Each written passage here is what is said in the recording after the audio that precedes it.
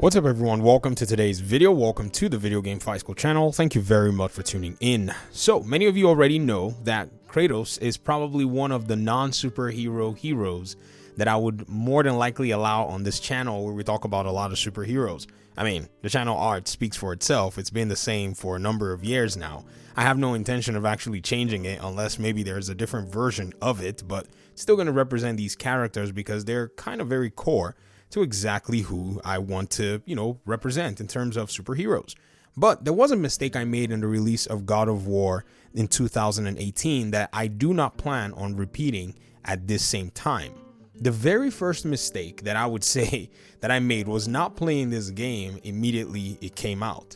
Now, fortunately, I only got to get to it after about a few weeks on release, and I went ahead and watched a whole bunch of reviews before the game came out. Now, there's nothing against reviews. I do some from time to time, but one thing that I've actually resolved this time around is to not watch any reviews, any showcase or previews surrounding God of War Ragnarok, and go into the game fresh. No external influence, nothing, and just go in and experience the game for myself. Now, I have seen leaks, but those leaks were not necessarily cajoled or curated with commentary from anyone, and so it's actually been fine. In fact, today I was scrolling through the Digital Foundry one and I actually muted the video because I did not want to hear what anybody else had to say, which is almost ironic because I share what I think about the game and I, would like for people to listen to it. But I think it's probably something that I want to experience this way. I want to heighten my experience when I get to, get this game in my hands. I already pre-ordered, so I'm trying to make sure that these mistakes are not repeated again. Now, I remember that there was a comment on one of my videos. Somebody said that, this game is just a glorified PlayStation 4 game. And I understand what they were saying. They were talking about the discrepancies within which people look at all sorts of different video games and gamers play favorites and so on and so forth. This is the truth. Gamers will always play favorites. Everybody threw Gotham Knights, well, not everybody. Most people threw Gotham Knights under the bus.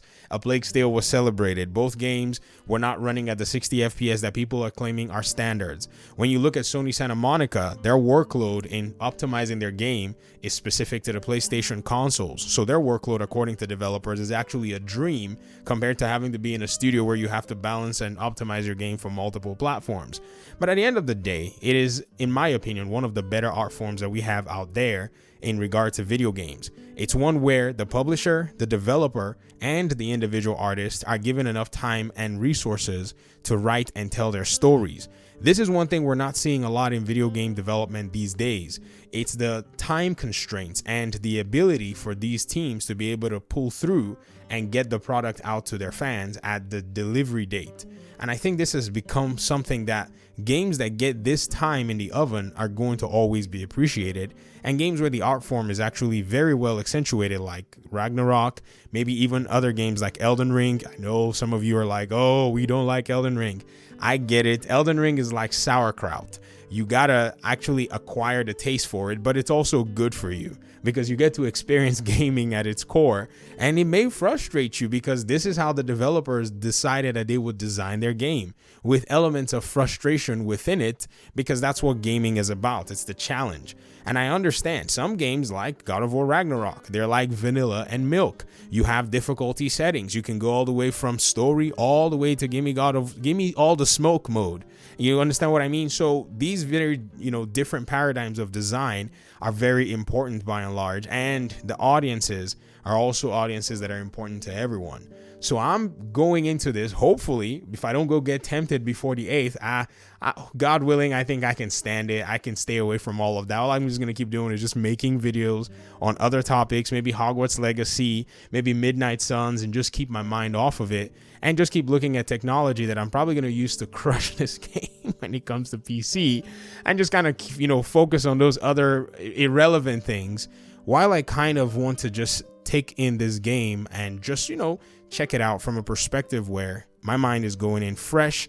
There isn't much that's going to be, from somebody else's opinion of what to expect down the road. The thumbnails are helping though, but it is what it is. I want to hear your thoughts surrounding Gotham Knights. What did you think about the review circuit? If you've seen any reviews, or are you going cold without any reviews and you just want to jump right in?